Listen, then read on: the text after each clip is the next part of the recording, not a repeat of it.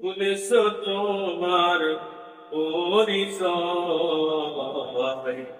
তোমার শিরাই অমরানির রক্তময়, তোমার শিরাই অমরানির রক্তময়। দেশে দেশে তোমার ভাইয়ের খুন ঝরে, দেশে দেশে তোমার ভাইয়ের খুন ঝরে। সুখের জীবন কাটাও তুমি কি করে, সুখের জীবন কাটাও তুমি কি করে। ও মুসলমান পুলিশ তোমার পরিচয়, তোমার শিরাই অমরানির রক্তময়। আল্লাহুম্মা সাল্লি আলা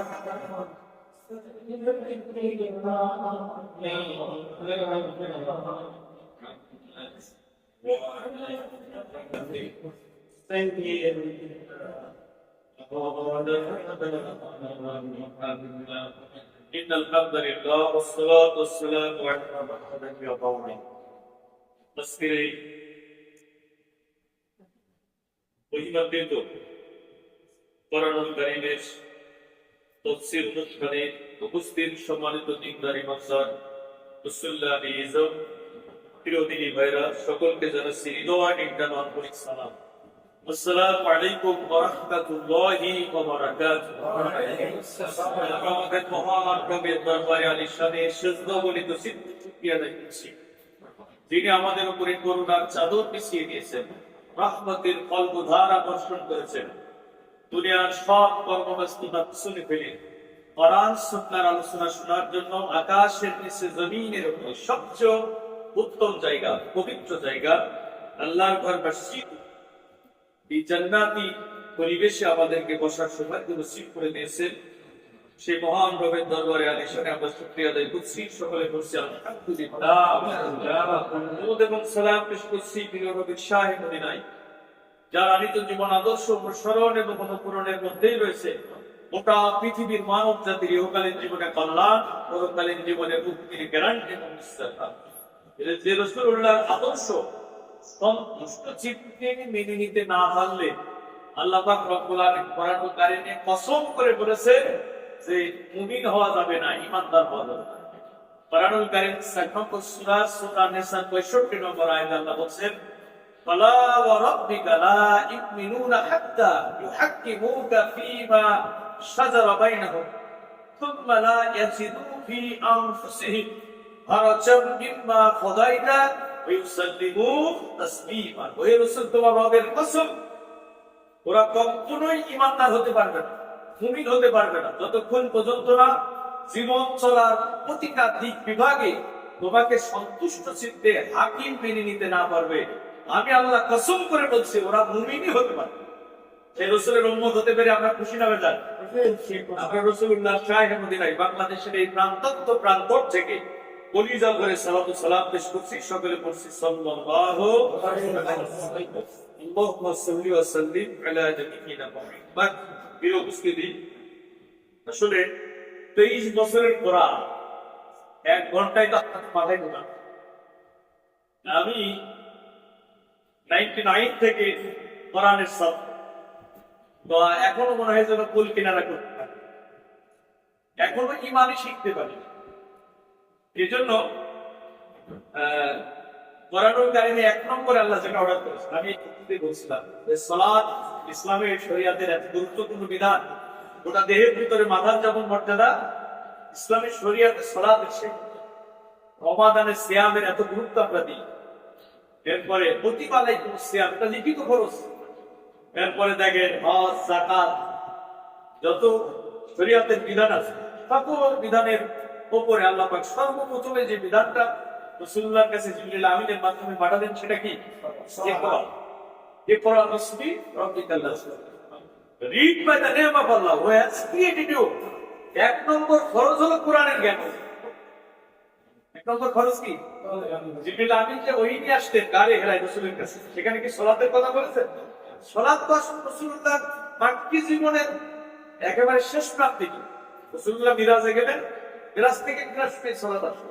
আর সিয়াম তো মক্কায় আসেই নাই, সিয়াম এসেছে মদিনায় হিজরত করার 2 বছর। কিন্তু কোরআনের জ্ঞান অর্জন করে এটা 1 নম্বর ফরজ। কারণ আপনি যদি না জানেন তাহলে মানতে পারবেন? এই যে সালাত আদায় করা ফরজ, তাহলে সালাত আদায় করা যদি ফরজ হয়, সালাতের নিয়ম কানুন জানা কি ফরজ। এজন্য 1 নম্বর ফরজ হচ্ছে কোরআনের জ্ঞান। আমরা সেই জ্ঞান অর্জনের জন্য এখানে বসেছি। আল্লাহ পাক রব্বুল আমিন আমাকে তো সামান্য যে জ্ঞান দিয়েছেন, সেখান থেকে মৌলিক কিছু কথা আমরা আজকে শুনবো ইনশাআল্লাহ। আল্লাহ পাক রব্বুল আমিন আমাকে প্রয়োজনীয় কিছু কথা আপনাদের সামনে উপস্থাপন করার তৌফিক দান করুন, আপনাদের ধৈর্য ধারণের মাধ্যমে শোনার মানসিকতা তৈরি করুন। আমিন। প্রিয় ভাই সব, আমরা সবাই জান্নাতে যেতে চাই না? সবাই জান্নাতে যেতে চাই। জান্নাত মুমিন জীবনের ঐকান্তিক বাসনা। তো আমি জান্নাতে যাওয়ার একটা শর্টকাট, একটা রোড ম্যাপ আপনাদের সামনে তুলে ধরছি। জান্নাতে যদি কেউ যেতে চায়, তাহলে আল্লাহ পাক রব্বুল আমিন কোরআনুল কারীমে 2টি শর্তের কথা বলেছেন। আপনারা একটু কথা বলেন, কয়টি শর্ত? কোরআনুল কারীমে এক জায়গায় না, 87 জায়গায় আল্লাহ 2টি শর্তের কথা। কোরআনুল কারীমে আল্লাহ বলেন, ইন্নাল্লাযীনা আমানু ওয়া আমিলুস সালিহাত, যারা নিশ্চয়ই যারা ঈমান আনবে এবং আমলে সালেহ করবে, কানাত লাহুম জান্নাতুল ফিরদাউসি নুজুলা, আমি তাদের জন্য জান্নাতুল ফিরদাউসের মেহমানদারির আয়োজন করে রেখে দিয়েছি। সুবহানাল্লাহ। শর্ত হলো 2টা, ঈমান আনা এবং আমলে সালেহ করা, নেক আমল। কোরআনুল কারীমে কোন জায়গায় আল্লাহ বলেছে ঈমান আনো, নেক আমল করো, মহা পুরস্কার দেব। ঈমান আনো, নেক আমল করো, এমন জান্নাত দান করব যে জান্নাতের নিচ দিয়ে ঝর্ণাধারা প্রবাহিত হয়ে গেছে। ঈমান আনো, নেক আমল করো, হ্যাঁ, আমি আল্লাহ পাক রব্বুল আমিন তোমাকে বিশ্বস্ত পুরস্কার দেব, এইভাবে সম্মানজনক পুরস্কার দেব। এখন এই শর্ত 2টা, ঈমান এবং নেক আমল। প্রথম শর্ত হচ্ছে ঈমান। কেউ যদি জান্নাতে যেতে চায়, অবশ্যই তাকে পরিশুদ্ধ, নির্মল, নির্ভেজাল ঈমানের দাবিতে বিশ্বাস।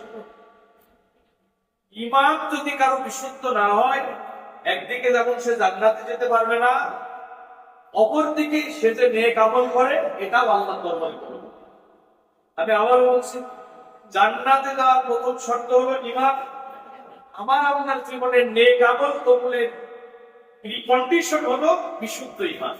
তার মানে ঈমান ছাড়া জান্নাতেও যাওয়া যাবে না, ঈমান ছাড়া আমলও কবুল হবে। জান্নাতে যাওয়ার শর্ত কয়টা? ঈমান এবং নেক। এখন নেক আমল কবুলের শর্ত হলো ঈমান, জান্নাতে যাওয়ার শর্ত হলো ময়দানে এক ব্যক্তি দুনিয়া পরিমাণ নেক আমল নিয়ে দাঁড়াবে, কিন্তু কোরআনুল কারীম আল্লাহ বলছে আল্লাহ তার এই নেক আমল মিজানের পাল্লায় ওজনই দেবেন না। কোরআনুল কারীমে আল্লাহ বলছেন, কুল হাল নুনাব্বিউকুম বিল আকসারিনা আমালা, হে নবী আমি কি আপনাকে বলে দেব তারা